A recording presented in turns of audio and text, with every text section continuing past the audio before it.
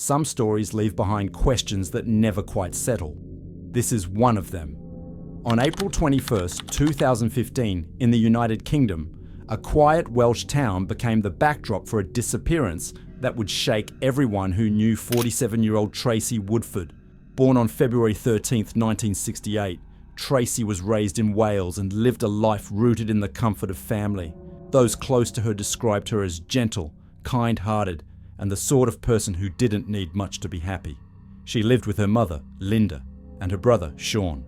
The simplicity of her daily routine was something she embraced. Home, family, and the occasional visit with friends made up the world she cherished. That Tuesday morning started like any other. There was nothing unusual about it. No warning signs, no sense that something was about to change. Tracy had a cup of tea with her brother in the kitchen, and during their chat, she mentioned she was heading into town to buy a ring. She went into Pontypridd town centre and followed through with that plan. Afterwards, she stopped into a few pubs. It may not seem odd at first glance, but for Tracy, this wasn't typical. She wasn't known to drink much and had little tolerance for alcohol.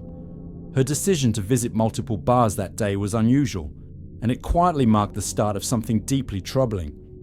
She moved between a handful of pubs, but her unsteady steps eventually caught attention. At one spot, she was turned away from being served. Later that evening, around 7:45 p.m, she made her way into the Skinny Dog pub, a local hangout familiar to many in the area. That's where she crossed paths with 50-year-old Christopher May. People who saw Tracy at the pub remembered her looking uneasy, maybe even overwhelmed. But despite that, she began chatting with Christopher and the friends he was with. To someone like Christopher, Tracy's visible vulnerability may have appeared as an opening, something he could take advantage of. Christopher had a reputation among his friends as being light-hearted, a jokester who blended easily into the pub crowd. The Skinny Dog was a regular stop for him. As the evening wore on, Tracy seemed to relax in his company. Witnesses later recalled that the two looked friendly, maybe even flirtatious. At one point, Christopher offered to buy her drinks, on the condition that she'd come home with him. Tracy made it clear she wasn't that kind of person, but by the time the night wound down, around 11:30 p.m, CCTV footage captured the two walking side by side, heading back to his flat. Roughly 3 hours later, a loud thump stirred the neighbors in the apartment below Christopher's. They assumed it was nothing out of the ordinary, just another night of heavy drinking followed by clumsy footsteps. Christopher was known to come home late, and his return didn't raise eyebrows. No one could have known at that moment that Tracy would never make it home. Her family began to worry when there was no sign of her the next day. On the following morning, Christopher showed up to work at the restaurant where he was employed. Staff noticed fresh scratches across his face, marks that stood out. When asked about them, Christopher claimed he had hurt himself while handling a pole he had picked up from a local hardware store. The story, odd as it was, didn't set off alarms. Nobody had a reason to second-guess him, yet. Around that same time, a neighbor spotted him outside carrying something. She later recalled how exhausted he looked, his face pale, his movements heavy. There was something about him that day that felt off. Something was deeply wrong, though no one could see the full picture. At least, not yet. When hours turned into a full day with no sign of Tracy, her family knew something was terribly wrong. Her mother, Linda, began making phone calls, reaching out to friends and relatives to see if anyone had seen or heard from her daughter. She called Sharon, Tracy's sister, to ask if Tracy had perhaps stayed the night at her place. But Sharon hadn't seen her. Worry quickly turned to fear. They had tried phoning and sending messages repeatedly, but Tracy's phone remained silent. This was completely out of character for her. She was someone who stayed in touch. The silence was loud, and the longer it went on, the more unbearable it became. The family realized they couldn't wait any longer. They had to call the police. Once law enforcement became involved, things started to move quickly. Officers began retracing Tracy's steps through Pontypridd, starting with the pubs she was known to have visited. It didn't take long for people in town to come forward with what they'd seen. Tracy had been spotted in the Skinny Dog pub, sharing a drink and conversation with Christopher May. Several witnesses mentioned seeing the two together and noted that they had left the pub around the same time. This new lead became the central thread of the investigation. Just 3 days later, on April 24th, Sergeant Stuart Williams and Constable Craig Gardner knocked on Christopher's door. At first, Christopher wasn't eager to let them in, but the officers remained persistent. Eventually, he allowed them inside. The moment the officers stepped through the door, they noticed something wasn't right. A strong, unpleasant odor filled the space. One of them would later describe it as a mix of what smelled like spoiled meat and ammonia, something you wouldn't easily forget. Christopher didn't appear calm. He seemed tense, cautious. He confirmed that he had met Tracy at the pub and admitted they had left together, but then he told the officers that things had taken a turn. He claimed he made a rude comment, that Tracy got upset and walked away, and that he went home on his own. It was a story that sounded just believable enough, but something about it didn't sit well with the officers. Still unsure about Christopher's version of events, police asked if they could take a closer look around. Christopher gave them permission. As they moved further into the flat, the odor intensified. They made their way to the bathroom. Pulling back the shower curtain, they were met with a shocking discovery. Tracy's dismembered arms and legs were lying behind it.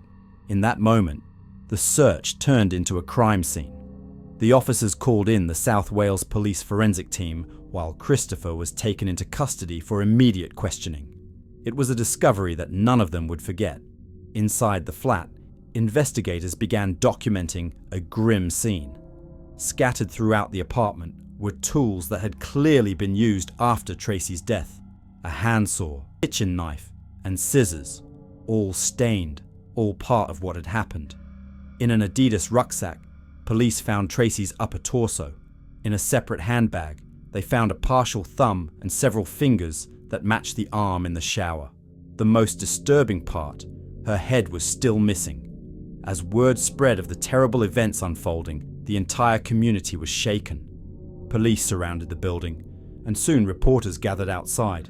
Everyone wanted answers, but what they would hear next would only add to the horror. While being questioned by police, Christopher eventually admitted that he had tried to hide some of the remains.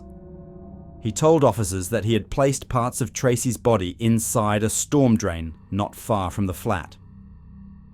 On April 25th, investigators went out to search the location he described.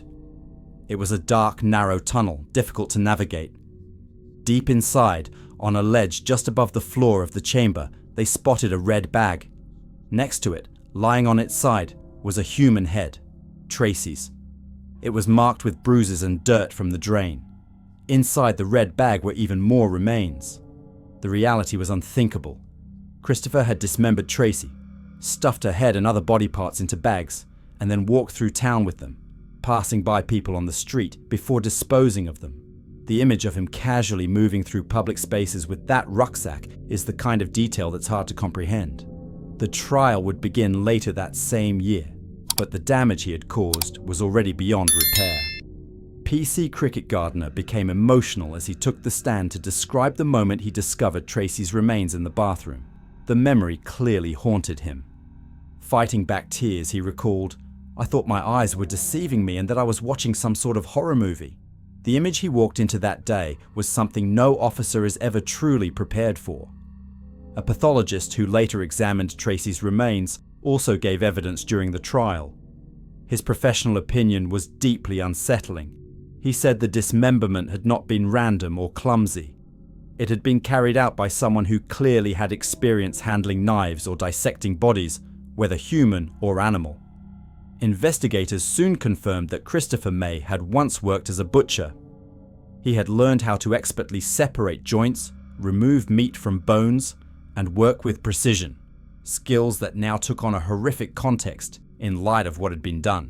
The prosecution did not hold back when addressing this in court. One of them stated bluntly, "It seems that his expertise in a butcher's shop has been put to use on a human body." It was a horrifying thought, that someone could use such a background in such a cruel and inhumane way. On the other side, the defense tried to paint a very different picture. They claimed that Tracy had been going through Christopher's wallet and that he had snapped in a moment of uncontrolled anger. Christopher himself insisted that he acted in self-defense, saying they argued, things escalated, and he ended up strangling her in a rage. He said that once he sobered up and realized what he had done, he was overcome with guilt and physically sick several times. According to him, the following days were a blur. He described feeling like it wasn't real, as though he was outside of his own body, while he carried parts of Tracy's remains out of his flat and to the storm drain. But there were holes in Christopher's story, details that didn't add up, and evidence that told a different version of events. Forensics uncovered deeply disturbing activity on Christopher's laptop. On the very night Tracy died, he had spent several hours watching adult content, long after her death. This detail was critical. Investigators argued that this strongly suggested the crime had a disturbing sexual element, one he wasn't willing to admit. Even more damning was the DNA evidence found on Tracy's body, which clearly linked Christopher to her in ways that went beyond the act of murder. The prosecution made it painfully clear. They believed there was little doubt that he had used her body for gratification after she died. They told the court that this was not a crime of passion or panic, but a planned act of extreme cruelty, one where Christopher acted out fantasies at the expense of a woman who had trusted him. One of the most horrifying aspects of the case was what wasn't found. Despite an extensive investigation, most of Tracy's internal organs remained missing. Some were discovered blocking Christopher's toilet, revealing a failed attempt to dispose of them by flushing them away. This discovery added yet another layer of horror to an already gruesome case. On the 19th of November 2015, after a 2-week trial, the jury returned with a unanimous verdict. Christopher May was found guilty of murdering Tracy Woodford. The judge sentenced him to life in prison, with a minimum term of 28 years before he would even be eligible for parole. Witnesses in the courtroom said Christopher sat there without emotion as the verdict was delivered, offering no sign of remorse. In the days and weeks that followed, the full weight of the tragedy sank in. Tracy's family, already reeling from the sudden loss, now had to process the horrific details that had come out in court. The pain they felt was beyond anything words could truly describe. Her life had been taken in the most brutal way imaginable, and the emotional wounds left behind were deep. Her mother, Linda, shared just how devastating it had been. "It feels like we're living in a nightmare. He has torn my family apart. He has destroyed us totally." Her brother Sean spoke honestly about the toll it took on him. "I am now angry every day and I struggle to sleep most nights." Their words painted a raw and heartbreaking picture of the lasting impact this tragedy had not just on a family, but on everyone who knew and loved Tracy. We'd really love to hear your thoughts on this case. Feel free to share them in the comments below. And if you haven't subscribed yet, we'd truly appreciate it if you did. Don't forget to give this video a like and share it with others who might find it just as important. Thanks so much for watching and supporting the channel.